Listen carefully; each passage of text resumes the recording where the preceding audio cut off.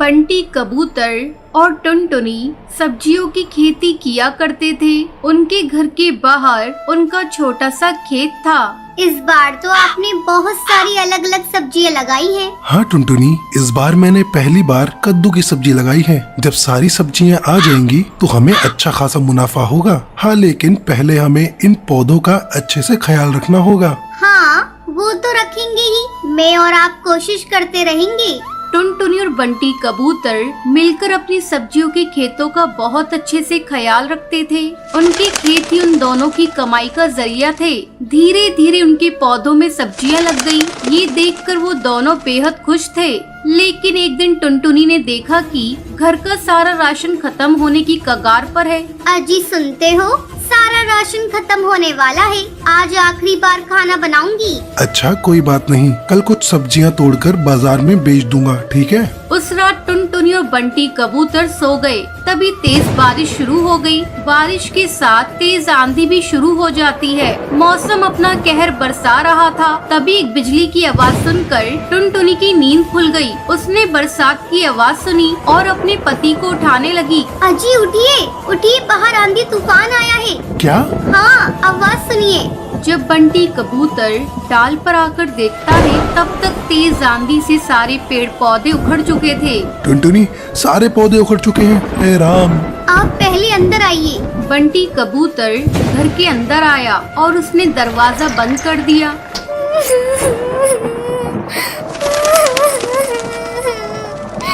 हे राम, अब हमारा क्या होगा? घर में तो राशन भी नहीं है। अब हमें भूखा रहना होगा। हे भगवान, तूने सारी मेहनत बेकार कर दी। अब मैं क्या करूं? अब क्या होगा? रो मत टुनटुनी, कुछ न कुछ जरूर होगा, लेकिन हमें भूखे मरने की नौबत नहीं आएगी। मौसम की मार से उनके सारे पौधे खराब हो चुके थे। ये सोचकर वो दोनों परेशान थे और सुबह हुई और मौसम का कहर रुक गया। आंधियां बंद हो गईं। फिर टुनटुनी और बंटी कबूतर अपने खेत में आए। यहाँ तो सब कुछ तितर बितर हो चुका है, सिवाय इस कद्दू के। तभी उनकी नजरों के सामने एक बड़ा सा कद्दू चमक रहा था।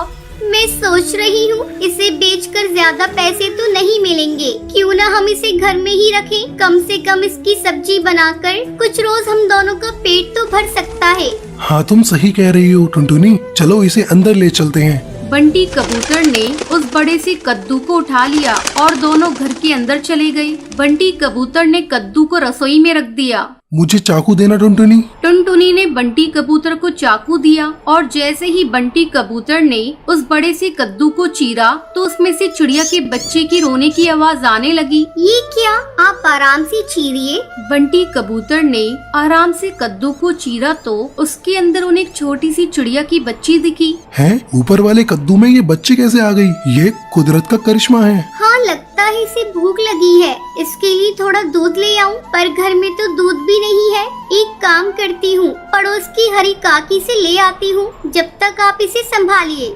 टुनटुनी दूध लेने पड़ोसन के घर चली गई और यहाँ बंटी कबूतर चिड़िया के बच्चे को देखने लगा। भला कद्दू के अंदर ये चिड़िया का बच्चा कैसे आ गया? लगता है ये कोई मामूली चिड़िया नहीं है, जरूर ये करिश्माई है। कुछ देर बाद टुनटुनी दूध लेकर आ गई। टुनटुनी ने जैसे ही बच्ची को दूध पिलाया, वैसे ही उसके पंखों से सोने के सिक्कों की बारिश होने लगी। सोने के सिक्के देखकर बंटी कबूतर और टुनटुनी दोनों हैरानी में पड़ गए। कहीं ये ख्वाब तो नहीं? नहीं, ये सब हकीकत है। ये चिड़िया कोई आम चिड़िया नहीं है, ये जरूर कोई जादुई चिड़िया है। अब हमें क्या करना चाहिए? हमें इसका अच्छे से ख्याल रखना चाहिए। जब तक इसके माता पिता नहीं मिल जाते, अब तक हम गरीब थे, लेकिन इतने सारे सोने से हम अमीर बन गए हैं। तो अब हमें गरीब पक्षियों की मदद करनी चाहिए। आप बिल्कुल सही कह रहे हैं। गरीबी की तकलीफ क्या है वो हमें ही पता है। टुनटुनी और बंटी कबूतर ने उस चिड़िया का बहुत अच्छे से ख्याल रखा और सोना बेचकर मिले हुए पैसों से दोनों ने गरीब पक्षियों की मदद करना शुरू कर दिया। वो दोनों रोज जंगल के गरीब पक्षियों को खाना बांटा करते थे। ऊपर वाला तुम्हें हमेशा बरकत दे। शुक्रिया कालू कौवे, शुक्रिया। टुनटुनी और बंटी कबूतर गरीब पक्षियों की मदद करके अपना जीवन खुशी खुशी बिताने लगते हैं।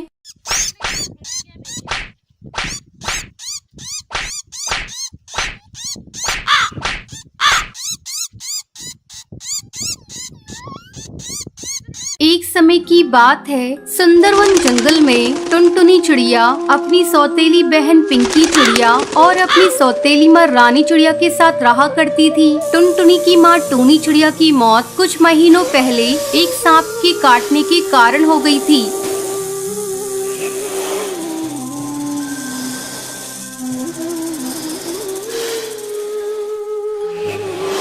तब बंटी कबूतर एक विधवा चिड़िया से शादी कर लेता है। पिंकी चिड़िया उसी की बेटी थी। पिंकी चिड़िया टुनटुनी पर बहुत अत्याचार करती थी।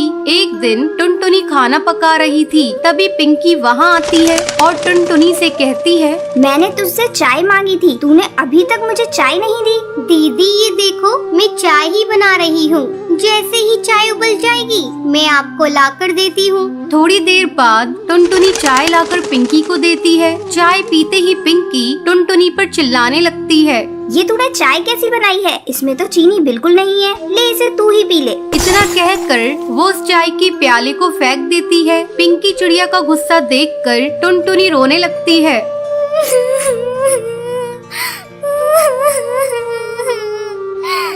टुनटुनी की रोने की आवाज सुनकर रानी चिड़िया वहाँ आती है। तब टुनटुनी रोते हुए उससे कहती है,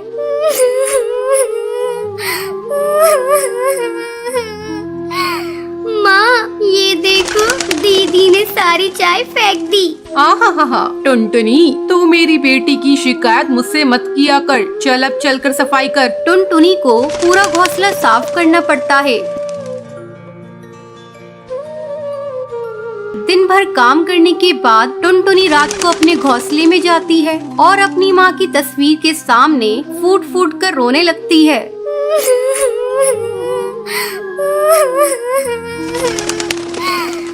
माँ तुम मुझे छोड़कर कहाँ चली गई? पिंकी चिड़िया मुझे बहुत सताती है। पापा भी अब मुझसे पहले की तरह प्यार नहीं करते।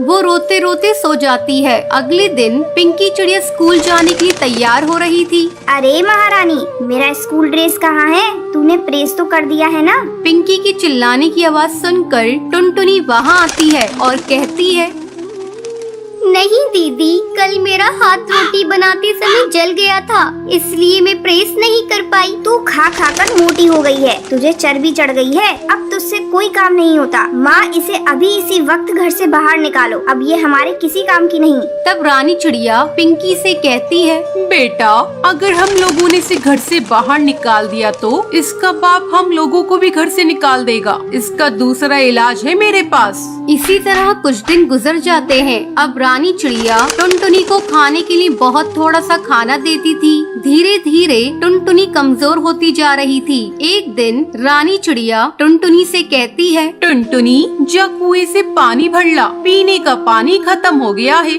माँ मैं कुएं से पानी कैसे निकालूंगी? मैंने कभी कुएं से पानी नहीं निकाला, मैं कुएं में गिर जाऊंगी। तू डरती क्यों है? तेरे साथ पिंकी चिड़िया भी जा रही है। हिम्मत करके टुनटुनी पानी भरने के लिए कुएं पर जाती है। जैसे ही वो कुएं से पानी निकालने लगती है, पिंकी चिड़िया उसे कुएं में धक्का देने के लिए जाती है। पिंकी चिड़िया का बैलेंस बिगड़ जाता है और वो कुएं में गिर जाती है। मुझे बचाओ, मैं डूब जाऊंगी। मुझे बचा ले टुनटुनी, मैंने तुझ पर बहुत अत्याचार किए हैं टुनटुनी, मुझे माफ कर दे, मुझे बचा ले किसी तरह से। दीदी तुम चिंता मत करो, ये रस्सी जल्दी से लो और ऊपर आ जाओ। पिंकी चिड़िया रस्सी पकड़कर कुएं से बाहर आ जाती है। उस दिन के बाद से दोनों बहनें खुशी खुशी रहने लगती हैं।